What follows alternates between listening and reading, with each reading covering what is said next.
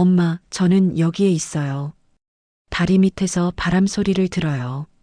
불빛이 꺼지면 저는 길을 잃으니, 그러니 제발 밤마다 거기에 있어 주세요. 실종되었던 아들의 편지가 어머니에게 전달되었다. 아들의 간절한 부탁에 어머니는 모든 것을 제쳐두고 아들을 찾으러 나갔다. 도대체 무슨 일이 있었던 것일까요? 세상 기막힌 사연, 오늘 이야기 시작합니다. 1980년 7월 17일, 군산의 여름 하늘은 유난히 맑았다. 학교 종례 종소리가 울리고 운동장에는 아이들의 웃음이 쏟아졌다. 10살 박준호는 친구들과 마지막으로 공을 차다 가방을 둘러매고 교문을 나섰다. 준호야, 오늘도 방파제에서 놀 거지? 친구가 물었다. 응. 근데 집에 들렀다 나올 거야. 그는 짧게 손을 흔들고 골목 안으로 사라졌다. 집은 오후 햇볕에 달궈져 있었다. 어머니 박은영은 부엌에서 된장찌개를 끓이고 있었다. 끓는 냄비 속에서 국물이 부르르 끓어오르며 김이 피어올랐다. 은영은 시계를 흘끔 보았다. 5시 반. 학교가 끝나면 돌아올 시간이었다. 그녀는 밥상을 차리며 오늘만은 조용히 저녁을 먹길 바랐다. 그런데 현관문이 열리자마자 무겁고 거친 목소리가 부엌을 가르며 들어왔다. 야, 이놈이 또 장난치다 가방 끊어먹었어? 상민이었다. 그는 준호의 가방끈을 잡아당기며 아이를 현관에 세워놓았다. 가방끈이 한쪽이 찢겨 있었다. 장난친 거 아니에요, 축구하다가.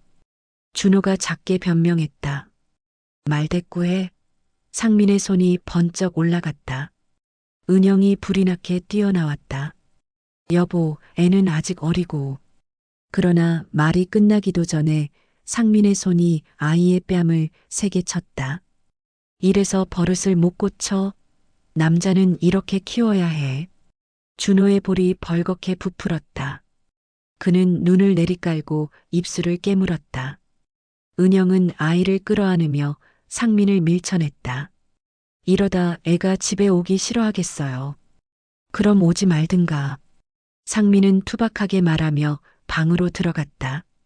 그날 저녁 6시가 넘었지만 준호는 식탁에 앉지 않았다.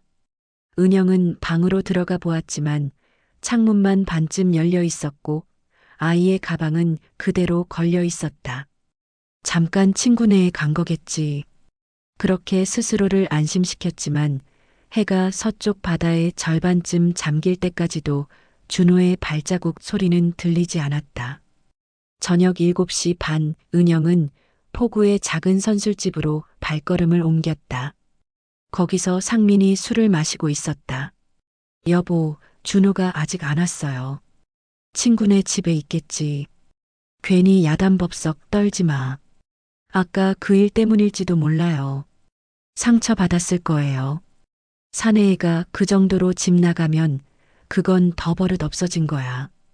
은영은 더 이상 말이 통하지 않음을 느꼈다. 그녀는 상민을 두고 혼자 집으로 돌아왔다. 밤이 되자 마을 방송이 울렸다.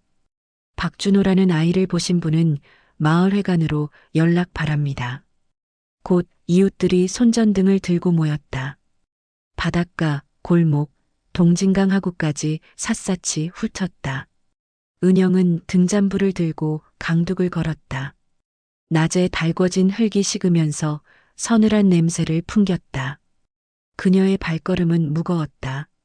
준호의 웃는 얼굴과 아버지의 손에 맞아 눈을 질끈 감던 모습이 교차했다.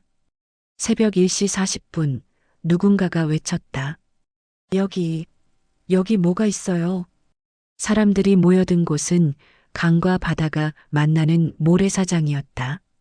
그곳에 작은 운동화 한 짝이 반쯤 모래에 묻혀 있었다. 발 뒤꿈치 안쪽에는 파란 실로준이라는 글씨가 꿰매져 있었다. 운동화는 젖어 있었고 발자국은 파도에 반쯤 씻겨 있었다. 은영은 운동화를 부둥켜 안았다. 준호야. 그녀의 목소리는 파도 소리에 묻혀 사라졌다. 경찰은 마을회관에서 간단한 조사를 했다. 상민은 무심하게 담배를 물고 대답했다. 예, 애를 혼내긴 했습니다. 버릇을 고치려고요. 하지만 실종이랑은 아무 상관없습니다. 경찰은 고개를 끄덕였지만 은영의 마음속 의문은 커져만 갔다. 집에 돌아온 은영은 준호의 방에 들어갔다. 책상 위에는 반쯤 지워진 공책과 연필, 그리고 서랍 속에서 작은 일기장이 나왔다. 마지막 장에는 서툰 글씨로 이렇게 쓰여 있었다. 엄마, 제가 없어도 걱정 마세요.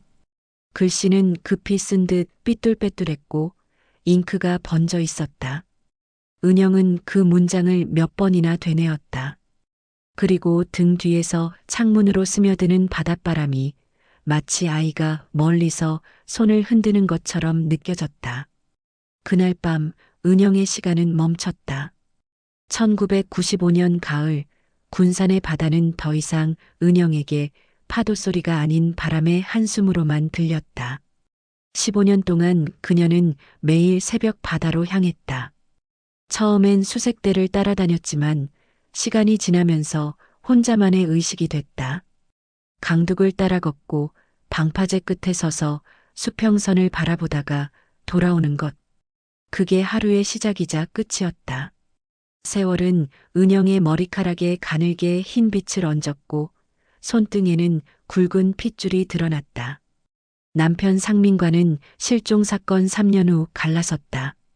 경찰 조사에서 가정 문제가 오르내리며 마을에 소문이 퍼졌고 그는 결국 집을 떠났다. 그 후로 은영은 시장 좌판에서 생선과 젓갈을 팔며 살아왔다. 그날도 비슷했다. 아침에 시장에서 명태를 손질하다가 칼이 살짝 손가락을 스쳤다. 붉은 피가 물에 번지자 옆 좌판 주인 정씨 아주머니가 언니, 피 많이 난다. 좀 쉬어. 하며 휴지를 건넸다.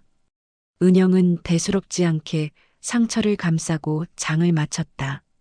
집으로 돌아와 우체통을 열었을 때 이상한 봉투 하나가 눈에 들어왔다. 봉투는 누런색에 손때가 묻어 있었다. 우표는 붙어 있었지만 발신인 주소는 없었다. 받는 사람 칸에는 단 4글자만 또렷하게 적혀 있었다. 박준호 어머니께. 은영의 심장이 순간 움찔했다. 그녀는 문 앞에 서서 봉투를 찢었다. 안에는 접힌 종이 한 장이 있었다. 종이의 냄새는 오래된 창고나 서류 뭉치에서 나는 퀴퀴한 냄새였다. 엄마, 저는 강 건너에서 살고 있어요. 아직 갈 수 없지만 언젠가 엄마를 만나러 갈게요. 밤마다 12번가 다리 근처로 와주세요. 글씨체는 어린 시절 준호의 필체와 묘하게 닮아 있었다. 특히 엄마라는 단어의 마획이 길게 뻗는 버릇이 그대로였다. 은영은 손끝이 떨려 종이를 놓칠 뻔했다. 그날 밤 은영은 12번가 다리로 향했다. 다리는 군산 시내와 강 건너 작은 주거지를 잇는 오래된 철교였다. 밤이면 가로등 불빛이 강물 위로 길게 늘어져 있었다. 그녀는 난간에 기대어 주변을 살폈다. 바람은 서늘했고 강물은 조용했다. 1시간, 2시간 다리 위를 지나가는 사람은 거의 없었다. 시계가 밤 10시를 가리킬 무렵 강 건너편 어두운 골목 어귀에서 한 사람이 모습을 드러냈다. 후드티를 눌러 쓴 청년이었다. 그는 잠시 가로등 불빛 안에 섰다가 은영 쪽을 바라보았다. 멀리서도 느껴지는 낯선 긴장감. 은영의 가슴이 두근거렸다. 준호? 그러나 청년은 대답하지 않았다. 잠깐 시선을 맞춘 뒤 그는 골목 안으로 사라졌다. 이튿날 은영은 그곳으로 다시 갔다. 하지만 그날은 아무도 나타나지 않았다. 그리고 그 다음 날도 또 그 다음 날도 마찬가지였다. 열흘째 되던 날 은영은 강 건너로 건너가 보기로 결심했다. 다리를 건너자 오래된 상가와 하숙집들이 이어졌다. 곳곳에 세탁소 간판이 녹슨 채 매달려 있었고 골목 안에는 라면 냄새와 석유 냄새가 섞여 있었다. 그녀는 전날 청년이 서 있던 골목으로 향했다. 골목 끝에는 불 꺼진 하숙집이 있었다. 여기 사는 젊은이 있나요? 왼쪽 뺨에 흉터가 있고 말이 적은 편인데. 하숙집 주인은 담배를 입에 문 채 고개를 저었다. 아, 흉터 있는 애라면 가끔 밤에만 들어와서 금방 나가던데 요즘은 안 보여요. 그 애가 방세를 밀려서 짐도 거의 없었어. 은영은 그 말을 메모해 두고 돌아왔다. 그날 밤에도 다리 난간에서 강 건너를 바라봤다. 가로등 불빛이 흔들렸고 바람이 옷깃을 스쳤다. 하지만 청년은 나타나지 않았다. 며칠 뒤 은영은 또 한 통의 편지를 받았다. 이번 봉투에도 발신인은 없었다. 엄마, 어제는 못 나갔어요. 저를 찾지 마세요. 그냥 다리에서만 기다려주세요. 아무도 우리를 보면 안 돼요. 은영은 편지를 들고 경찰서를 찾아갔다. 하지만 경찰은 장난일 가능성이 큽니다. 오래된 실종 사건과 관련 있다고 단정할 수 없어요. 라고 말했다. 그녀는 실망한 채 돌아왔지만 포기하지 않았다.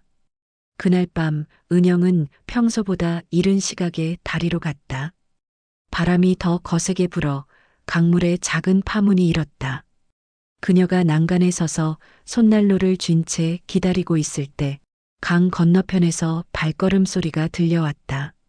청년이 나타났다. 이번엔 조금 더 가까운 곳까지 걸어왔다. 은영은 숨을 죽이고 바라보았다. 가로등 불빛에 스친 그의 얼굴, 그 왼쪽 뺨에 길게 남은 흉터가 보였다. 그 순간 그녀의 심장이 멎을 듯 뛰었다. 준호야? 그녀의 목소리가 바람에 실려 강물 위로 번졌다. 청년은 잠시 멈칫하더니 천천히 고개를 끄덕였다. 그리고 다시 어둠 속으로 걸어 들어갔다. 은영은 난간에 손을 꽉 쥐었다. 손끝이 시릴 정도로 차가웠지만 마음속 깊은 곳에서 오래 닫혀있던 문이 조금씩 열리는 소리가 들렸다. 다음 날 아침 은영은 지도를 펼쳐 12번가 다리를 중심으로 동그라미를 그렸다. 다리에서 100m, 200m, 500m 원이 겹쳐질수록 잉크는 더 진해졌다. 강 건너편 골목과 하숙촌, 공장지대의 이름을 작은 글씨로 적었다. 영신하숙, 대광인쇄, 창고사동. 종이 위에 글자들이 길처럼 이어졌다. 첫 번째로 향한 곳은 다리 아래 길 건너의 인쇄소였다. 오래된 간판에는 대광인쇄라는 글자가 반쯤 벗겨진 채 매달려 있었다. 문을 밀자 종이 먼지 냄새와 잉크 냄새가 한꺼번에 밀려왔다. 재단기 칼날이 빛을 반사했고 천장의 선풍기는 느리게 돌아가며 삐걱거렸다. 실례합니다. 은영이 문턱에서 고개를 숙였다. 여기서 왼쪽 뺨에 흉터가 있는 젊은이, 밤에 일거리를 찾던 사람이. 흉터? 주인이 손등으로 이마에 땀을 훔치며 되물었다. 그 친구 몇 년 전 가끔 왔지. 말이 없고 눈빛이 피곤했어. 상자 나르거나 잉크통 정리해주면 현금 조금 쥐어줬지. 혹시 혼자였나요? 주인은 잠깐 생각하더니 고개를 갸웃했다. 가끔 나이 든 여자랑 같이 왔어. 말은 거의 안 하고 문턱에 서서 지켜만 보더군. 그 여자가 먼저 계산을 하기도 했고 그 여자가 누구인지 이름 같은 건 모르지. 우린 이름 잘 안 물어봐. 주인이 어깨를 으쓱했다가 덧붙였다. 아, 그 청년은 늘 새벽 전에 사라졌어. 낮엔 안 보였지. 마치 밤에만 사는 사람 같았어. 은영은 메모장에 왼쪽 뺨 흉터나이 든 여성 동행밤에만 활동이라고 적었다.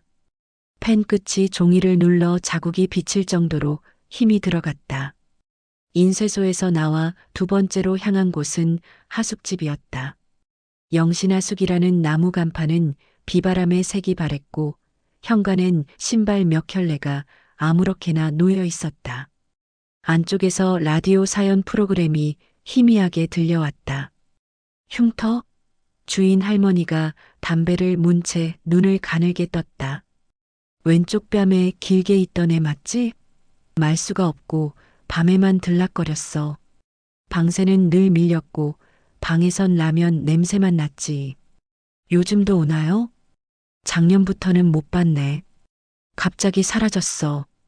그 애랑 같이 오던 여자도 한동안 보이다가 어느 날부터 안 보이더라. 그 여자가 혹시 이름이 이씨였던가? 누가 부르는 걸 들은 것도 같은데. 할머니는 머리를 극적였다. 어느 날 밤 그 애가 잠결에 중얼거렸어. 다리는 안전해. 다리 위 불빛이 꺼지면 안 돼. 그 말이 자꾸 기억에 남더라고. 다리, 불빛, 안전. 은영은 그 단어들을 속으로 여러 번 되뇌었다. 다리는 건너가기 위한 구조물이면서 동시에 경계선이었다. 어쩌면 준호에게 다리는 도망과 귀환 사이의 유일한 통로였을지도 몰랐다. 그날 오후 은영은 다리 근처를 지도에 다시 그렸다. 작은 점으로 시장, 세탁소, 공중전화 위치까지 표시했다. 기록하지 않으면 금방 놓칠 것만 같았다. 눈이 침침해져도 펜을 놓지 않았다. 사흘 뒤 인쇄소 주인이 전화를 걸어왔다. 그 청년이 예전에 일했다는 공장이 제천 쪽에 있었대요. 재봉 공장. 지금은 문 닫았지만 관리자 여자분이 군산에 사는 걸로 알아요. 이름이 선이? 이선이었던가. 은영의 심장이 빠르게 뛰었다. 주소를 알 수 있을까요? 창고 이삿짐 기사한테 흘러들어온 얘기라 정확하진 않아요. 제천 시내 제일 봉제였다고만. 받을 수 있는 건 다 받았다. 은영은 다음날 첫 차로 제천으로 향했다. 차창밖 풍경이 붉은 흙빛에서 푸른 산빛으로 바뀌는 동안 그녀는 무릎 위에 올려둔 지도에 새로운 동그라미를 그렸다. 군산과 제천 사이 두 도시의 점과 점을 연결하는 긴 선이 종이 위에 생겼다. 제천에 도착했을 때는 오후가 기울 무렵이었다. 제1봉제라 적힌 간판은 이미 철거되어 있었고 녹슨 대문을 밀자 휘청하는 쇠소리가 낡은 공장 안으로 깊게 울렸다. 창고 구석에 먼지가 소복하게 앉아 있었고 바닥엔 부러진 재봉틀 바늘과 실뭉치가 굴러다녔다. 구석 한편에 잠금장치가 고장난 철제 사물함이 있었다. 손잡이를 잡아당기자 덜컥하고 문이 열렸다. 안에는 처치곤란 물건들이 뒤엉켜 있었고 그 사이에서 검은 카세트 테이프 하나가 손에 걸렸다. 표지도 라벨도 없는 테이프. 은영은 공장 사무실에 남아있던 낡은 라디오를 찾았다. 먼지를 털어내고 테이프를 밀어넣어 재생을 눌렀다. 처음엔 잡음뿐이었다. 사포로 쇳면을 긁는 듯한 거친 소리, 이어서 누군가 마이크를 고정하는 작은 타금. 그리고 잠시 뒤 익숙한 그러나 낮게 가라앉은 목소리. 엄마 저는 괜찮아요. 여기서 일하고 있어요. 힘들지만 괜찮아요. 은영의 손이 라디오 위에서 굳었다. 목에 걸린 무언가가 내려가지 않았다. 근데 제 얼굴 보면 엄마가 놀랄 거예요. 그냥 강 건너에서만 기다려주세요. 거기는 안전하니까요. 안전. 그 단어가 다시 가슴을 치고 지나갔다.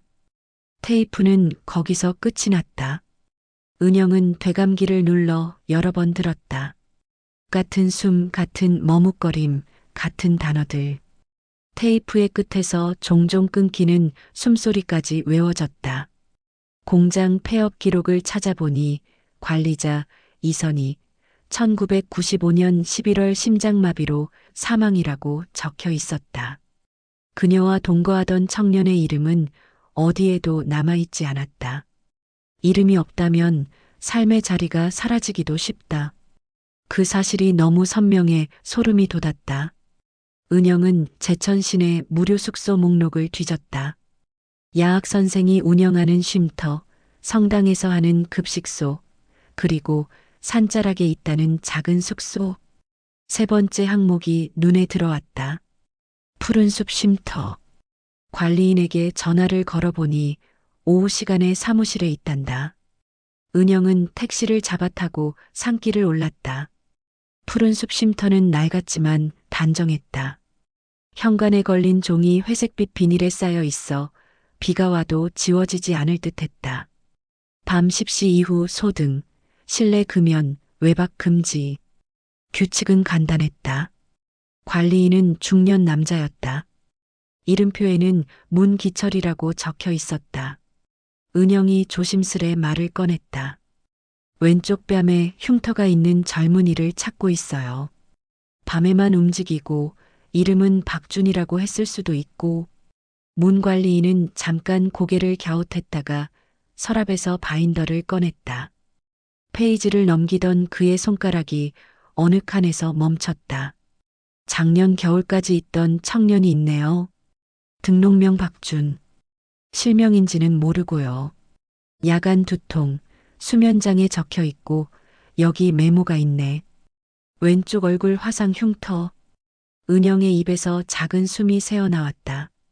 그분 어디로 갔는지. 어느 날 새벽 조용히 빠져나갔어요. 주소도 연락도 없이. 그전엔 가끔 스케치북에 다리를 그렸어요. 큰 다리. 펜을 너무 세게 눌러 종이가 찢어지곤 했죠. 함께 오간 사람은요? 나이 든 여자 이선이라는 분과. 문 관리인은 고개를 저었다. 저희 숙소 등록은 개인만 받습니다.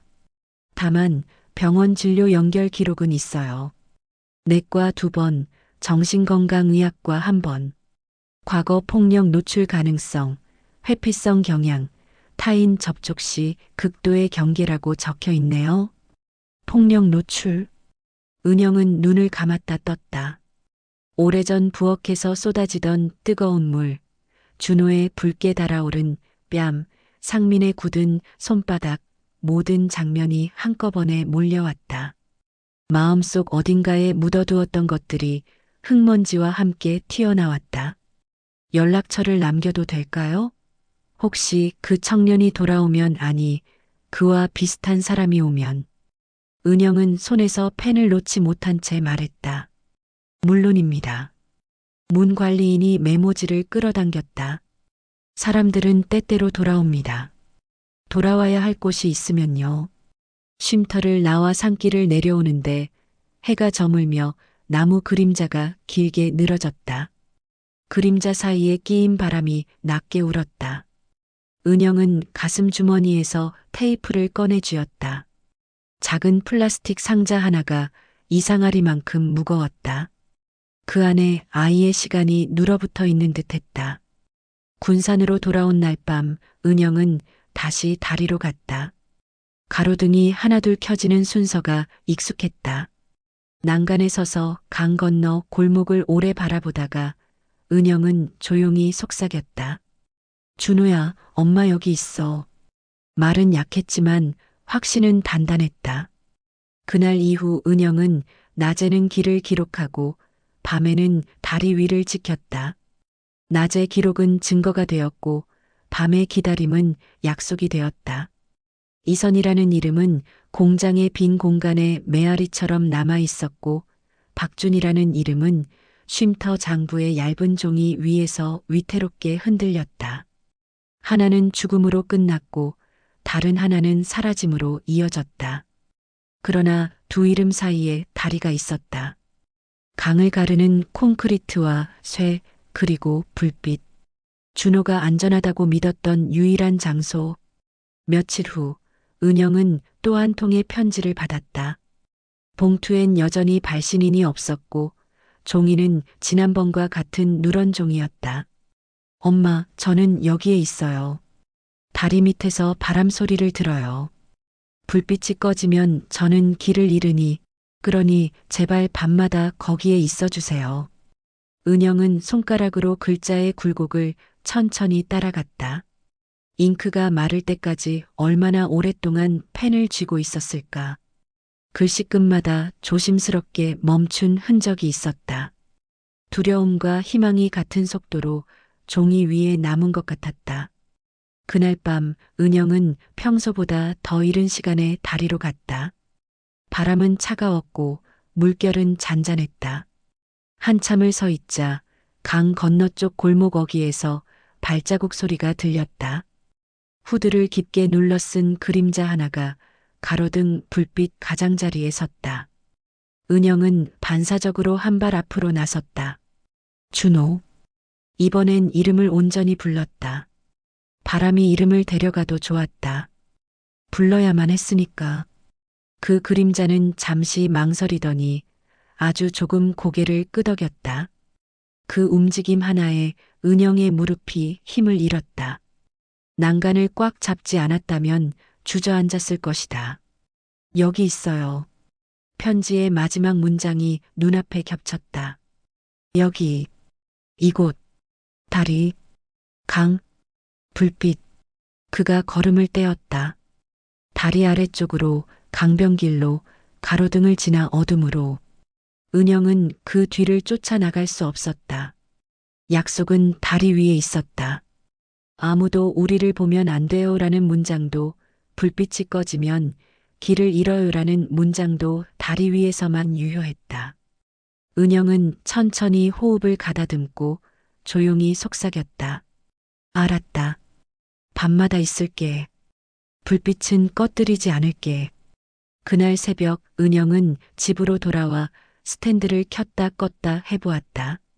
전구 속의 필라멘트가 가늘게 달아오르며 작은 소리를 냈다. 불빛이 꺼지지 않는다는 건 단순히 전기를 틀어두는 일이 아니었다. 누군가를 위해 자리를 지키는 일, 이름을 불러주는 일, 없어졌다고 단정하지 않는 일. 은영은 스탠드 아래에 테이프를 놓고 조심스럽게 손바닥을 얹었다. 열은 느리게 그러나 확실히 전해졌다. 다음 날 그녀는 다시 지도를 펼쳤다.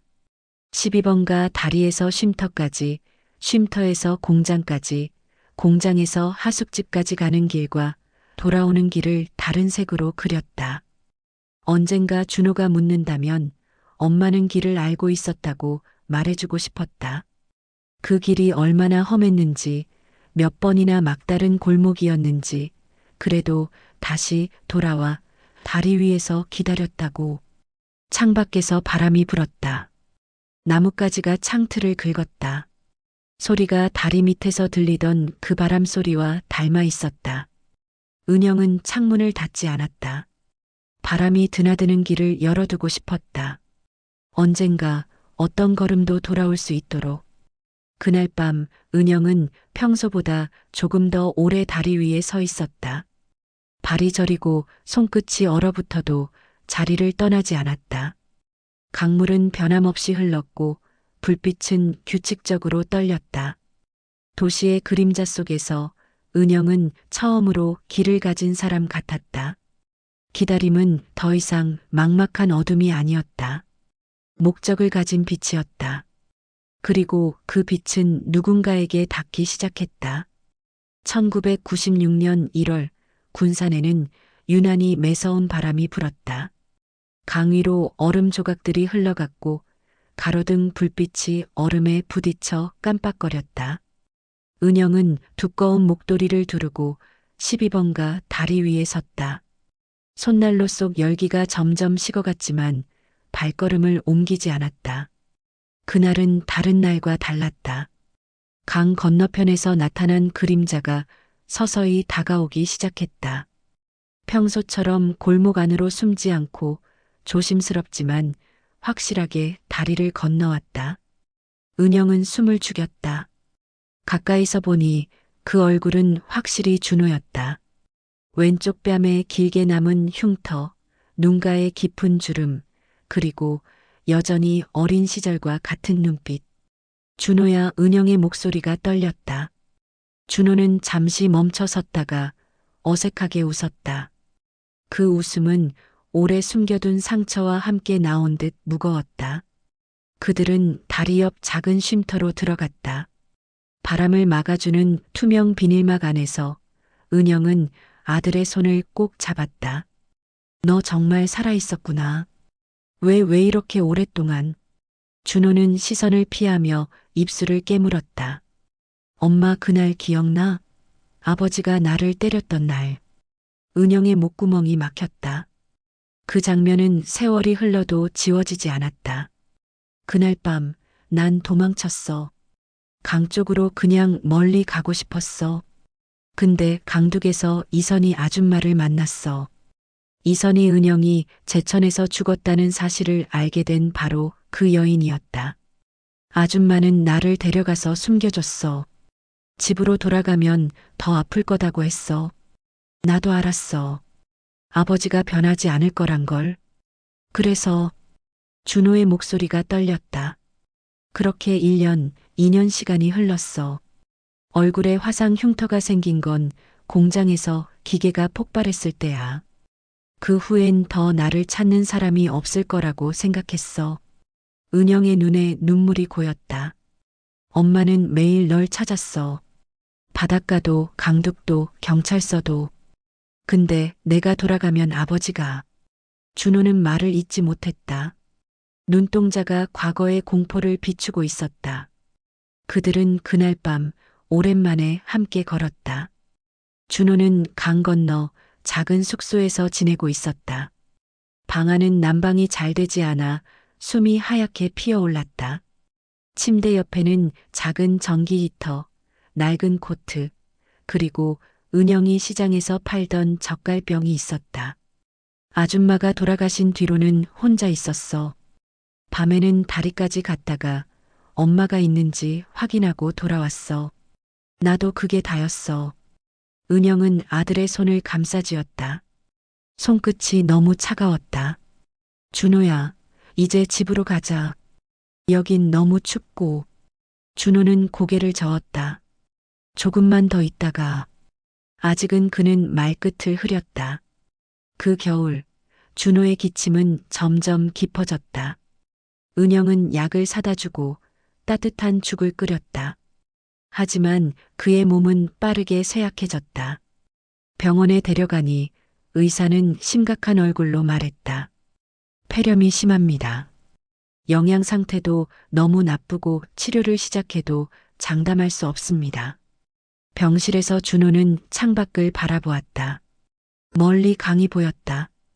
엄마 난 어릴 때부터 강 건너편이 궁금했어. 바람이 다르게 부는 것 같고 냄새도 다른 것 같았어. 근데 결국 강 건너로 가서 살게 될 줄은 몰랐지. 은영은 침대 옆에 앉아 그의 머리카락을 쓰다듬었다. 내가 원한다면 어디든 함께 갈 수 있었을 텐데. 아니야, 엄마까지 위험하게 하고 싶진 않았어. 며칠 뒤 준호의 호흡은 더욱 가빠졌다. 엄마. 응, 준호야. 엄마 여기 있어. 다리가 보이네. 불빛이 아직 켜져 있어. 그래. 꺼지지 않았어. 절대 꺼지지 않을 거야. 그 말에 준호는 미소를 지었다. 그리고 조용히, 아주 조용히 눈을 감았다. 장례는 조촐하게 치렀다. 은영은 아들을 강이 내려다 보이는 작은 언덕에 묻었다. 바람이 세게 불었지만 하늘은 유난히 맑았다. 그녀는 무덤 옆에 서서 다리를 바라봤다. 불빛이 하나둘 켜지고 있었다. 그날 밤 은영은 다시 다리 위에 섰다. 강 건너에서 불어오는 바람이 얼굴을 스쳤다. 준호야, 불빛은 계속 켜둘게. 너 잊지 않게. 그녀의 발밑에서 강물은 쉼없이 흘렀다. 불빛이 반짝이며 물 위에 길을 그렸다. 그 길은 더 이상 두려움의 경계가 아니라 언제든 돌아올 수 있는 약속이었다. 은영은 목도리를 고쳐 두르고 발걸음을 다리 중앙으로 옮겼다. 강 위를 지나는 바람이 마치 아들의 손길처럼 부드럽게 등을 밀었다. 오늘 사연은 여기까지입니다. 오늘 사연이 여러분의 감정을 움직였다면 구독과 좋아요 부탁드립니다. 영상 제작에 큰 힘이 됩니다. 항상 행복하세요.